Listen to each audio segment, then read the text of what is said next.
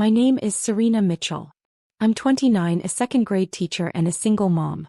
Last winter, my 6-year-old daughter and I were eating dinner at a family shelter when a black sedan pulled into the parking lot.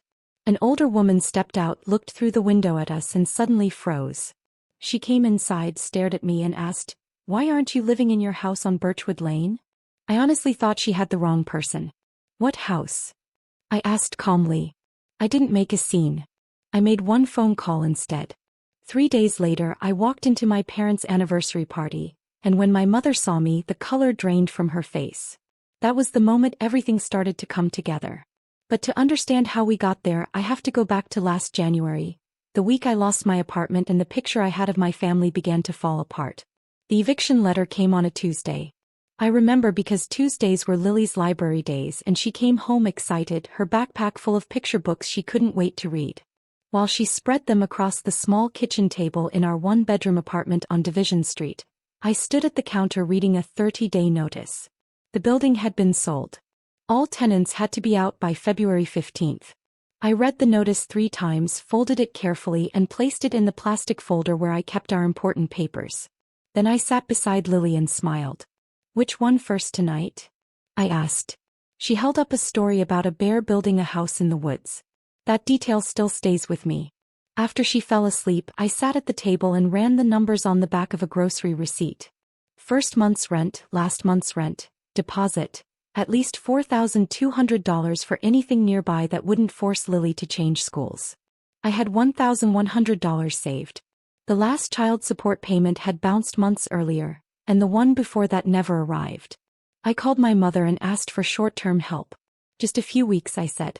"Lily and I could share a room." My mom paused the way she always did before saying no, long enough to give me hope. Then she told me there wasn't space. My brother Kyle and his wife were staying with them. Kyle, 33, fully employed, living in my parents' 4-bedroom house. I asked if Lily could stay there temporarily while I figured things out. She said it wouldn't be fair to Kyle's kids. I didn't argue. I never did. I just said, "Okay, Mom," like I always had. 3 days later, Lily and I checked into the Maplewood Family Shelter on Powell Boulevard with 2 suitcases and her stuffed bear, Captain. The intake worker handed me a rules sheet and a room number. The hallway smelled like strong cleaner mixed with someone's leftover dinner.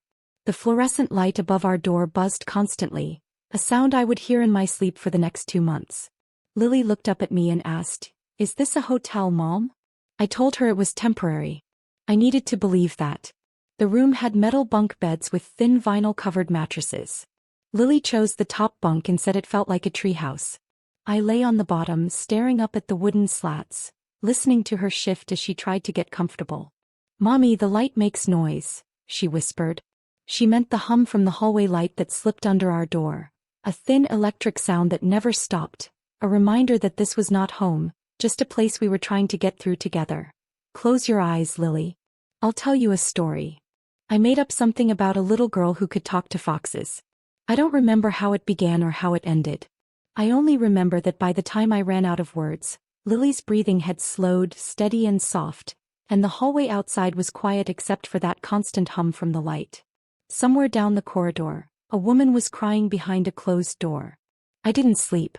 I lay there staring at the bunk above me, thinking the one thought I could never say out loud: she's going to remember this. Not the fox story. The metal bed, the buzzing light, the smell of disinfectant. One day she'll understand what a family shelter is and she'll know her mother couldn't give her a home. That thought pressed on my chest all night. The next morning at 8:15, a woman with warm brown eyes and a badge that read, "Priya Okafor, Case Manager," knocked on our door. "Serena, I've been assigned to you. Can we talk?" She was kind but honest. She explained housing waitlists, emergency grants, Section 8 timelines. When I asked how long families usually stay, she paused slightly and said she would help us move forward as quickly as possible. That evening, I texted my mom a photo of Lily's school drawing, a rainbow over a house. She replied 3 hours later, "Stop being dramatic. People go through worse." I stared at the message, then took a screenshot and saved it in a folder I labeled Records. I didn't fully know why, but I trusted my instinct. Our days fell into a routine. My alarm went off at 5:30 a.m., low volume so we wouldn't wake the next family. Quick shower in the shared bathroom, lukewarm water, no lock on the stall. I wore flip-flops from the dollar store because the tile floor always felt unclean. I dressed Lily, braided her hair with a comb I kept in my purse since anything left behind disappeared. I dropped her at the before-school program by 7:15, then drove to Maplewood Elementary where I taught 2nd grade. Many of my students came in hungry, so I kept granola bars in my desk drawer. After school I picked Lily up and we returned to the shelter by 5. Every evening she drew. The crayon bin was filled with broken pieces, mostly brown shades, but she used them all. She drew flowers and dogs, but mostly houses. Big windows, yards, trees, smoke curling from chimneys, even though our old apartment never had one. Each time I saw those drawings, something inside me tightened. One night, after she fell asleep, I sat with a notepad and did the math again. Deposit first and last month. $4,200. Savings. $1,100. Gap. $3,100 I didn't have. I texted my brother Kyle asking if he could help with the deposit. I promised to repay him within 6 months. The next morning he replied, "Sorry sis. We're tight right now. Mom said you should apply for Section 8. A few minutes later I saw his latest Instagram post. A brand new silver Chevy Tahoe with the caption, "Upgraded." #blessed. I didn't respond. I screenshot the post, added it to my records folder, and went to read Lily her bedtime story. 3 weeks after we moved into the shelter, my mother showed up carrying a thin plastic bag filled with Kyle's children's old clothes, shirts with worn collars and jeans with torn knees. She walked in smiling brightly, introducing herself at the front desk as Lily's grandmother and signing the visitor log with her neat, looping handwriting, making sure everyone could see how caring she looked. She found us in the common room where Lily was quietly drawing. Mom rushed over with open arms and a loud, cheerful voice, hugging Lily while staff watched from the doorway. But the moment we were alone, her expression changed. She sat across from me, lowered her voice, and said if our unstable situation continued, she might have to speak to the court about Lily's living conditions. My stomach dropped. After my divorce, the court had named her a temporary supplemental guardian while I sorted out housing. It didn't give her custody, but it gave her the right to raise concerns in court. She acted as if that meant control. She claimed she wasn't threatening me, just concerned. But the message was clear. Before leaving, she kissed Lily loudly on the forehead and spoke sweetly again so others could hear. I watched her sign out, February 3rd for 20 p.m., and that night I began keeping a detailed notebook. Dates, conversations, witnesses. I didn't fully understand her strategy, but I knew I needed proof. Soon after, I found a small studio apartment on Stark Street, 600 square feet, close to a bus line. The landlord agreed to hold it for 72 hours if I could come up with $2,000. That amount stood between my daughter sleeping in a shelter and sleeping in a room of her own. I called my mother one last time and asked for a short-term loan, promising to repay her within 6 weeks. She gave a long, dramatic sigh and said they lived on a fixed income and couldn't help. Just 2 weeks earlier, she had accidentally shared a photo in the family chat of her husband proudly standing beside a brand new Ford F-150. Fixed income. I calmly reminded her I was asking for a loan, not a gift. She refused and added that maybe this hardship was meant to teach me responsibility. I ended the call quietly, let the apartment go, and wrote everything down. Later that night, Lily gently pulled at my sleeve and asked when we were going home. I forced a steady smile and told her, "Soon, baby." Even though I didn't know how, I promised myself that soon would come. That I no longer knew what soon meant. The word felt empty, stretched thin from repeating it too many times. After Lily fell asleep, I pulled out my clear plastic folder. It had grown thick. My eviction notice from Division Street, screenshots of my mother's and Kyle's messages, copies of visitor logs, my handwritten notes with dates and times, pay stubs, receipts, all carefully marked with sticky tabs I'd quietly taken from school. I didn't fully know why I was saving everything, only that I needed to keep every detail. I slid the folder back under my mattress, convinced this shelter was becoming permanent. The buzzing hallway light, the thin vinyl bed, the word temporary starting to feel permanent. I thought this was my future. I was wrong. 3 days later, on a quiet Saturday afternoon, a black Lincoln Town car pulled into the shelter parking lot, and everything I believed about my family shifted in an instant. The common room smelled like canned soup and damp coats.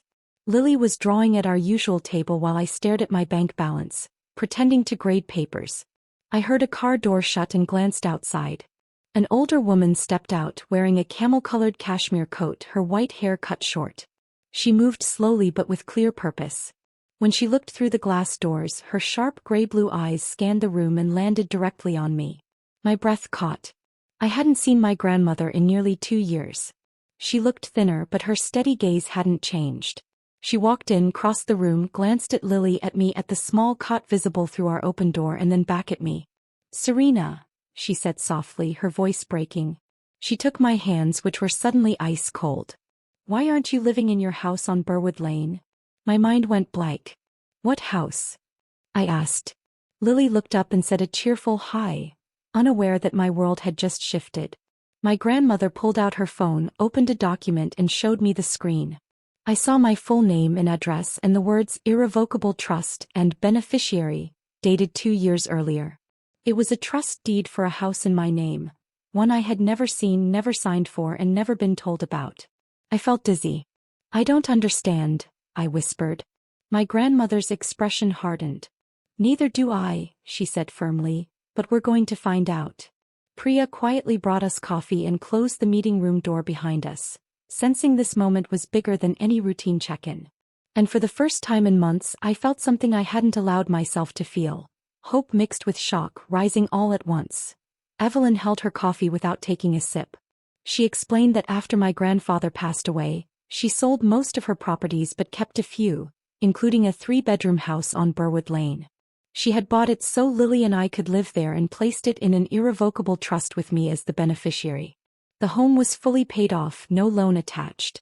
She had handed the trust paperwork to my mother, trusting her to handle it properly. My mother later told her that I had moved in last April and even sent photos of a kitchen with new curtains, saying Lily loved the backyard. I felt sick. I had never seen that house, never been given keys, never even heard the address before that moment. When I told Evelyn this, her expression changed from confusion to sharp focus. She asked what my mother had said about her. I admitted Mom told me she wanted distance from us after Grandpa died and had moved away. Evelyn calmly replied that she had only changed her phone number once and had given it to my mother. No one else. The story about assisted living in California was completely false. She was 78, living just 12 miles away, and had been mailing birthday cards to the shelter's zip code for 2 years, believing they were reaching a home I lived in. She showed me text messages from my mother describing my yellow-painted kitchen and sending a bright photo that I didn't recognize at all. It wasn't my life. It was a carefully built lie. Evelyn looked at me steadily and asked who had actually been living in that house. We both already knew the answer. That night I stepped outside the shelter while Lily stayed safely inside with Priya. The cold air stung my face as I turned on my phone's recorder and called my mother, knowing state law allowed me to record the call. She answered casually, but when I mentioned seeing Grandma and the trust deed, there was a long, heavy silence.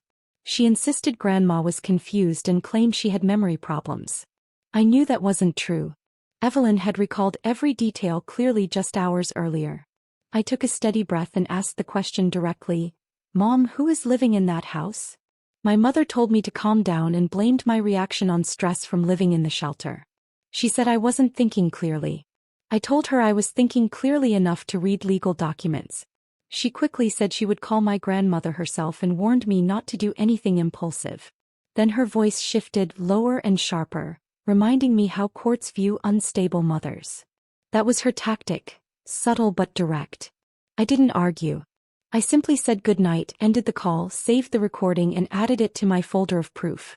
I stood outside in the cold for a long time, watching my breath in the air as buses passed and headlights reflected on wet pavement.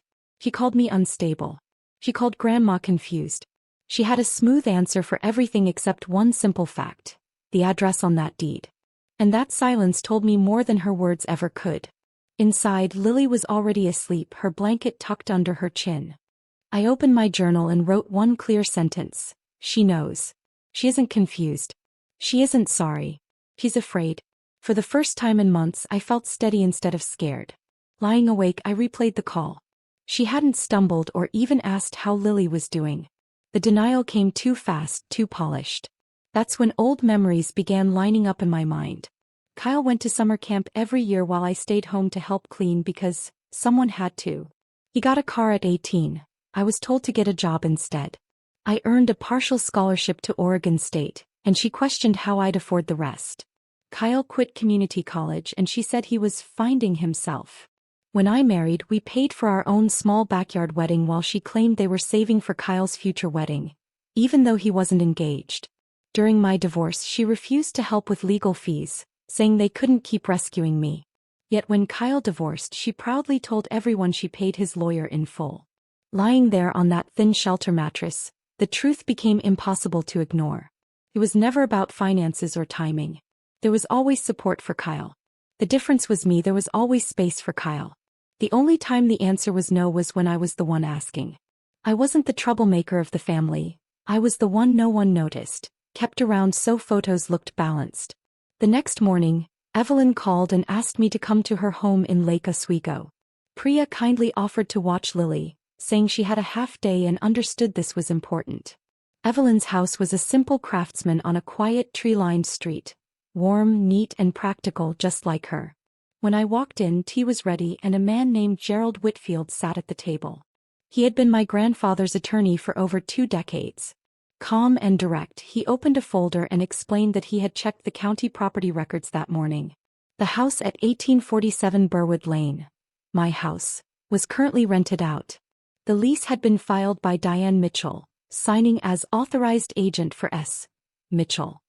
He turned the paper toward me. The signature looked close to mine, but it wasn't. The shape of the letters was wrong. He had signed my name. Gerald then showed me a spreadsheet outlining 2 years of rent payments. $200 a month for 24 months.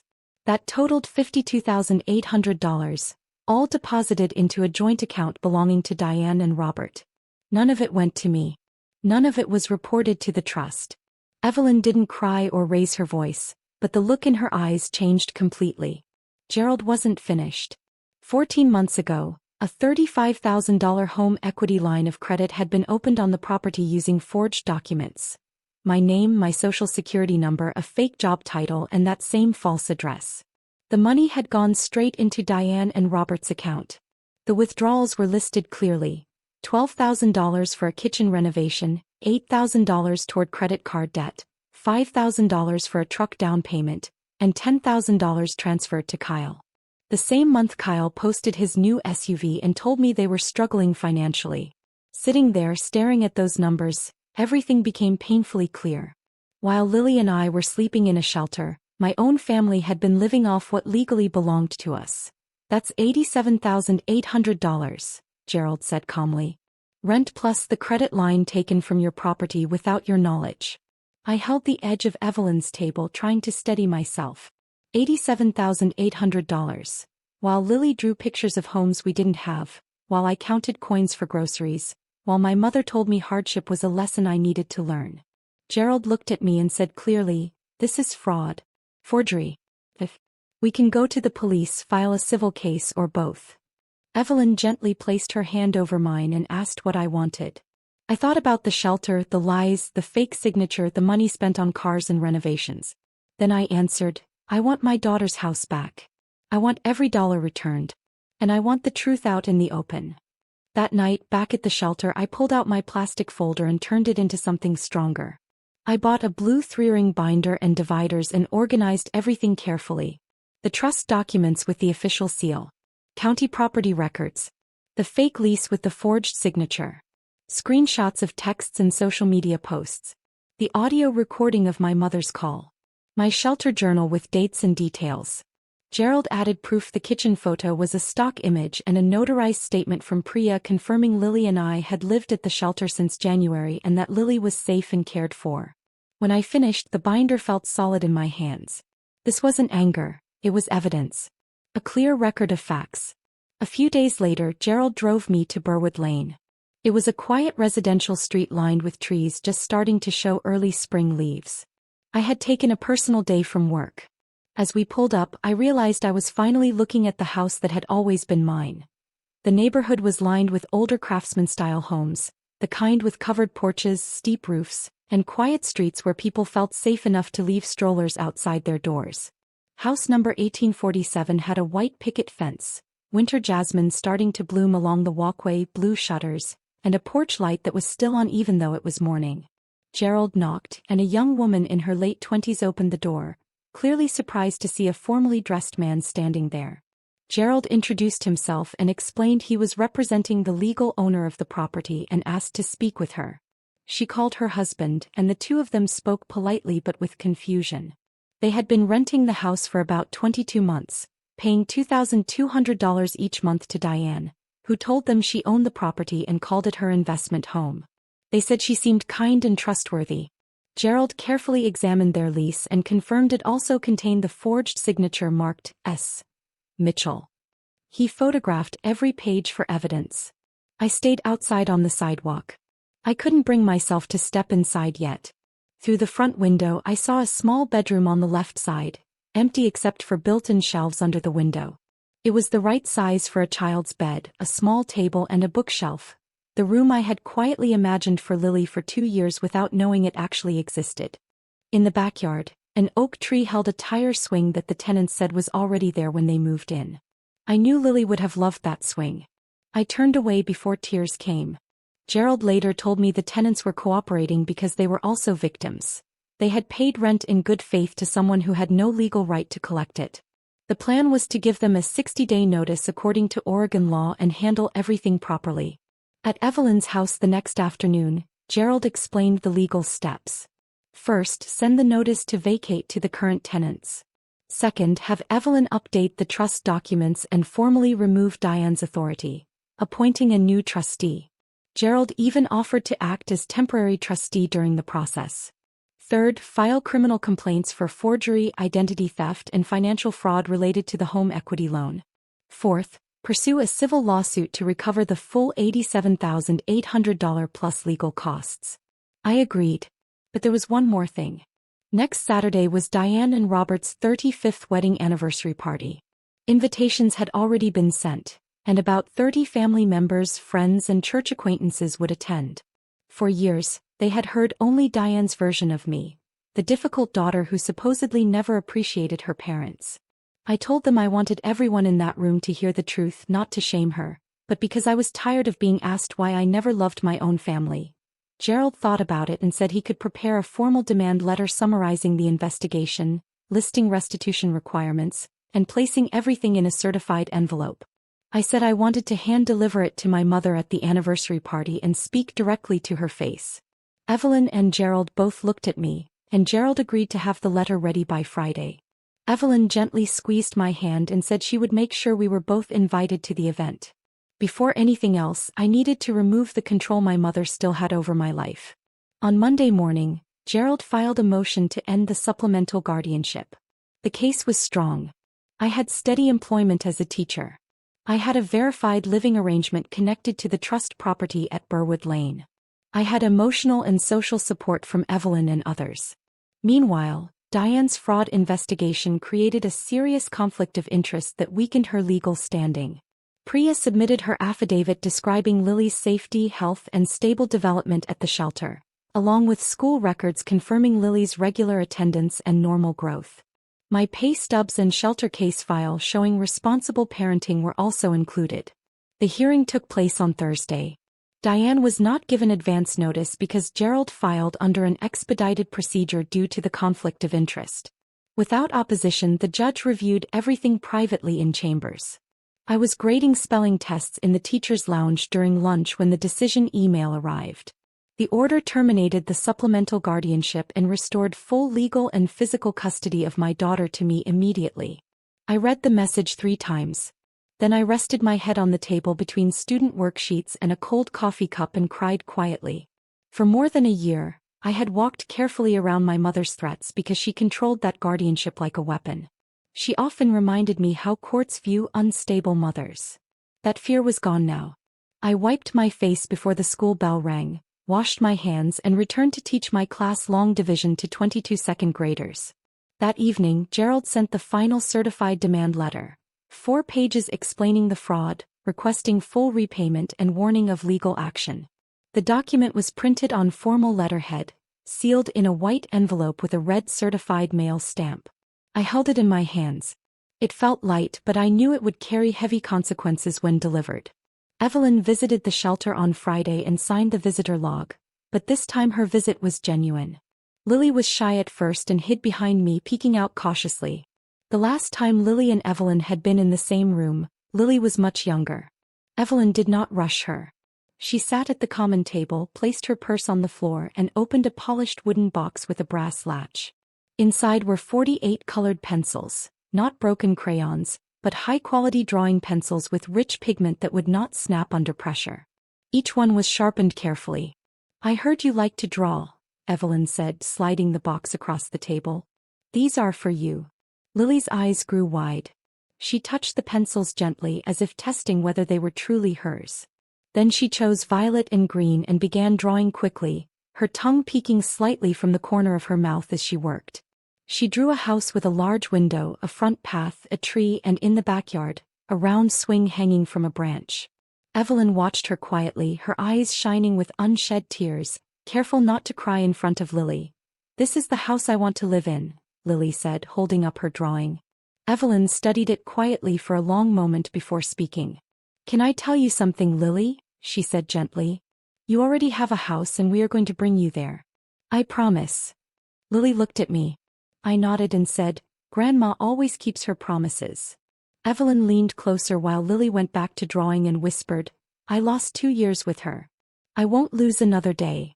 I carefully folded Lily's drawing and placed it in the blue binder behind the last tab. It didn't match